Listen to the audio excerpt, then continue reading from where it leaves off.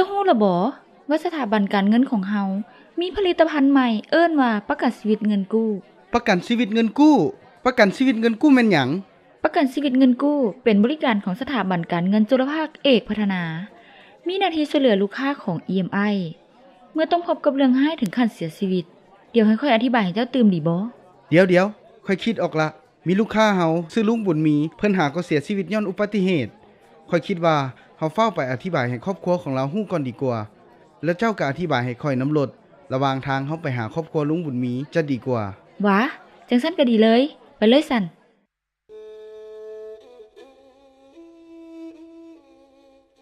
ไอ้หมีเป็นหยังอ้ายคือฟ้าวจากข่อยกับลูกไปแท้ข่อยกับลูกเฮ็ดจังไดบัดนี้อีเมเซาให้ได้แล้วอีโพเพิ่นไปดีแล้วอย่าร้องไห้หาเพิ่นหลายเดี๋ยวเพิ่นไปบ่สงบแต่ว่าแม่เป็นหยังคือบ่เอาลงมาใส่อีโพไว้สิให้เอาโลงทางใดมาใส่ลูกฮู้บ่เฮาบ่มีเงินแล้วเงินเฮาหมดไปนำค่าห้องหมอค่ายุกค่ายาตอนที่พอลูกเข้าห้องหมอ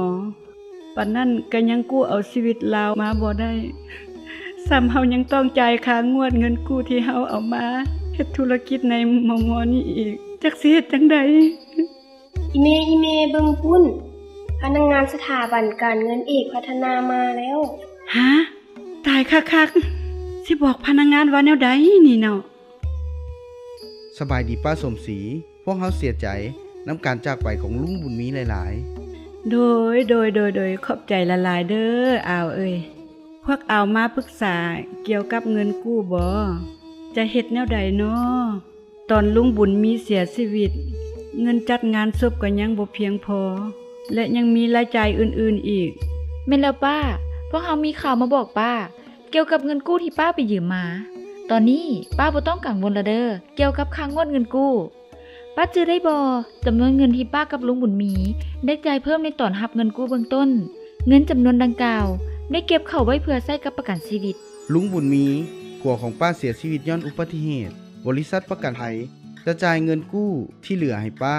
และป้าเองที่เป็นผู้ที่ลุงบุญมีเลือกให้เป็นผู้ได้รับผลประโยชน์ก็จะได้รับเงินเท่ากับต้นทุนเงินกู้เบื้องต้นเพื่อเป็นค่างานศพและค่าใช้จ่ายอื่นๆนี่แม่นบริการดีๆจากพวกเฮาที่เอาไว้เบิ่งแยงลูกค้าทุกๆคนที่พบเหตุการณ์คล้ายคือกันกับป้าบ่ฮู้สิขอบใจพวกเอาจังใดดีป้าขอบใจละลายขอบใจละลายเด้อเป็นแนวใดมื้อนี้ได้ไปหาป้าสมศรีมาค่อยคิดว่าผลิตภัณฑ์ตัวนี้ของ EMI เฮามันดีหลายสามารถช่วยครอบครัวของลูกค้าเฮาได้หลายลูกค้าจะได้รับการช่วยเหลือและเบิ่งแยงในสถานการณ์คือการเสียชีวิตผู้ที่เป็นเสาหลักของครอบครัวเกิดเสียชีวิตไปทั้งลูกผู้เป็นผัวเป็นเมียหรือพ่อแม่ต้องลำบากแน่นอนจังซั่นค่อยคิดว่าเฮาควรมีประกันชีวิตไว้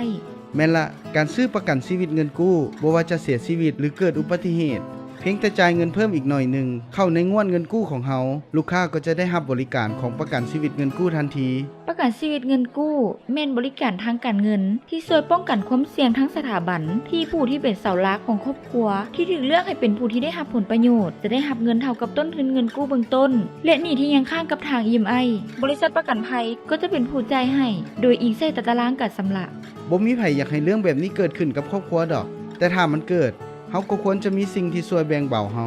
ยังมีเงินไว้ใช้จ่ายค่างานศพและเหลือไว้เฮ็ดเวียกอื่นๆอีกแม่นละนี่แม่นบริการดีๆจากทาง EMI ของพวกเฮาที่มีต่อกับลูกค้าทุกๆคนถ้าท่านสนใจก็บ่ยากเลยเพียงแต่โทรไปที่เบอร์021-520-520ค่อยคิดว่า